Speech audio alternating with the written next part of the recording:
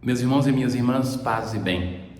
O nosso caminho de conversão, de mudança na quaresma, não pode prescindir da escuta da palavra de Deus. E essa palavra de Deus, ela é compendiada nos mandamentos. Quando nós, por exemplo, nos preparamos para o sacramento da reconciliação, nós fazemos o exame de consciência a partir dos mandamentos, que é um grande resumo da palavra de Deus. As leituras de hoje, elas nos convidam a recolocar a palavra de Deus, os mandamentos da lei de Deus, no centro da nossa vida de fé. Ouviremos aquilo que Moisés vai falar para o povo de Israel, e no Evangelho é o próprio Jesus que, como intérprete dos mandamentos, no Sermão da Montanha, ele vai dizer como é que nós devemos viver, para não correr o risco de ter uma prática religiosa somente externa, mas que nasça do profundo da ação do Espírito de Deus do nosso coração. Ouçamos. A lei do Senhor é perfeita, conversão para a alma. O testemunho do Senhor é fiel, sabedoria para os simples. Esta é a antípoda de entrada de hoje. O texto do Deuteronômio, que é um livro muito determinante para compreender o próprio Pentateuco, é como uma grande introdução temática ao Pentateuco, onde tem os grandes discursos de Moisés. Esse texto de hoje, ele está logo em seguida daquela profissão de fé, que é uma daquelas que está contida no Deuteronômio. E naquela ocasião, fundamentalmente, vai se recordar a misericórdia de Deus, que escolheu Abraão e que depois livrou o seu povo da escravidão do Egito. Em resposta a esta misericórdia de Deus, que é apresentada no credo, agora é Moisés que chama a atenção do seu povo para a vivência dos mandamentos. Moisés se dirigiu ao povo: hoje o Senhor teu Deus te manda cumprir seus preceitos e decretos. Hoje, é esta urgência de não deixar para amanhã, mas é hoje, no nosso hoje, é hoje o dia da salvação. Assim nós iniciamos a nossa quaresma. E a cada vez a liturgia da quaresma vai reafirmar: não é amanhã, mas é do nosso hoje que nós somos chamados. Guarda-os e observa-os com todo o coração e com toda a alma. Tu escolhestes hoje o Senhor para ser o teu Deus, para seguires os seus caminhos e guardares seus preceitos. Tu escolhestes hoje. Então hoje começa a seguir o Senhor, para obedecer a sua voz. Mas por outro lado, assim como o povo de Israel escolheu o Senhor, e essa escolha de Israel é uma resposta. Como eu dizia, antes desse texto se fala de um Deus que foi misericordioso. É Ele que agiu primeiro. Agora, depois que o povo opta pelo Senhor, então Moisés vai dizer: tu escolhestes hoje, então viva os seus mandamentos. E agora a leitura prossegue dizendo: e o Senhor te escolheu hoje, para que sejas para Ele um povo particular. O Senhor te escolheu para seres o povo de Deus, o povo predileto do Senhor. Deus se torna assim o Deus do povo de Israel, mas aquele povo insignificante, como a própria Bíblia vai dizer, se torna o povo de Deus. Assim Ele te fará ilustre, o Senhor teu Deus te fará ilustre, a fim de que sejas o povo santo do Senhor teu Deus, como Ele disse. O ser o povo de Deus é um fato que deve fazer o povo de Israel ouvir um apelo à conversão, a uma mudança de vida, a ser um povo santo. Esse tema de ser como Deus é muito presente na liturgia de hoje. Assim poderíamos dizer que a primeira expressão está aqui: ser o povo santo de Deus é ser santo como Deus é santo. E no Salmo 118, que o centro desse salmo é a palavra de Deus, este é o maior salmo da Bíblia. É considerado o maior capítulo de toda a Bíblia, com 176 versículos. Cada bloco começa com uma letra do alfabeto hebraico. E assim reza: feliz o homem sem pecado em seu caminho, que na lei do Senhor Deus vai progredindo. A felicidade está em viver como Deus quer, viver uma vida de santidade. Oxalá seja bem firme a minha vida em cumprir vossa vontade e vossa lei.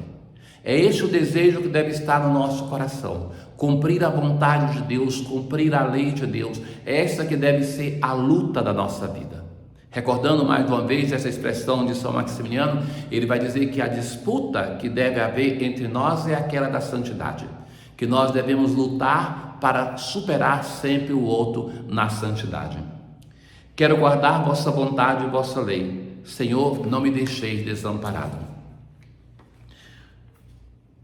No Evangelho de hoje, nós temos a última das antíteses de Jesus no Sermão da Montanha, aonde cada uma delas ele vai dizer assim: ouvistes o que foi dito, eu porém vos digo.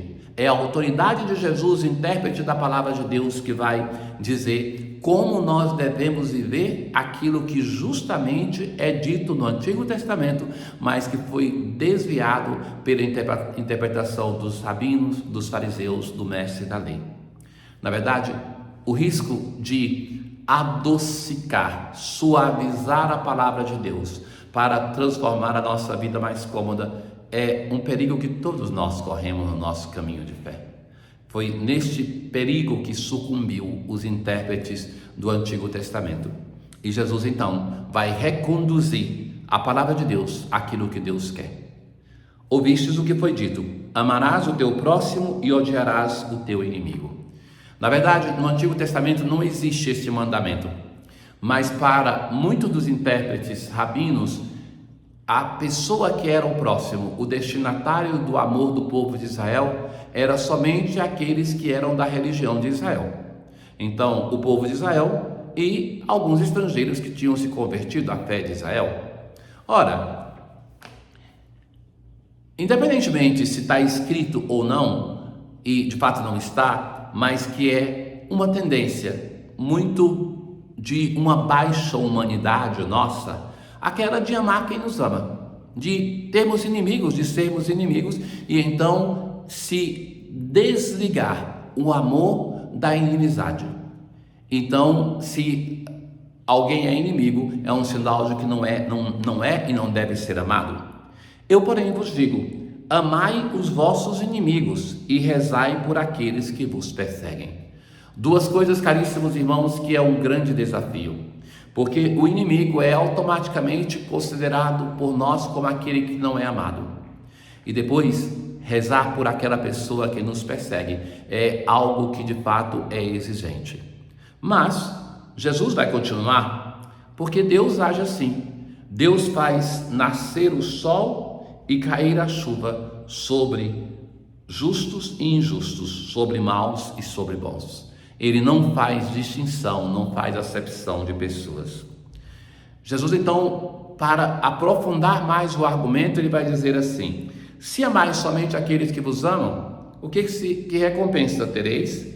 Os cobradores de impostos, considerados grandes pecadores, faziam a mesma coisa, retribuíam o amor. Isto é fácil, isto é automático, mas isso não é cristão.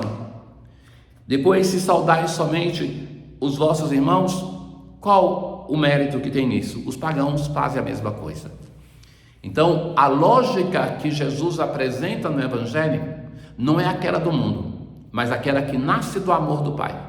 O Pai que é apresentado como aquele que faz chover, que faz nascer o sol sobre todos, independentemente se essa pessoa o ama, se crê nele ou não, ele trata bem a todos. E por isso o Evangelho termina, que é a conclusão desta antítese, mais das 7 antíteses, com o mandamento do Senhor: sede perfeitos como vosso Pai Celeste é perfeito.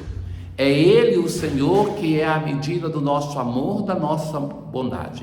É por Ele que nos ama, independentemente das nossas mazelas, dos nossos pecados, que nós devemos nos amar uns aos outros. Porque nós devemos, e assim conclui Jesus no 4º Evangelho, o seu discurso na ceia: nós devemos amar como Ele nos ama, dando a vida uns pelos outros.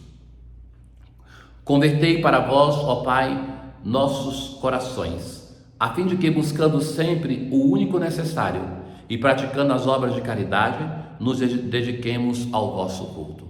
buscar o Senhor, o necessário. E aqui entra um tema já anunciado desde o início da quaresma, as obras de caridade. Tenham todos um bom dia. O Senhor esteja convosco, Ele está no meio de nós. Abençoe-vos o Deus Todo-Poderoso, o Pai, o Filho e o Espírito Santo. Paz.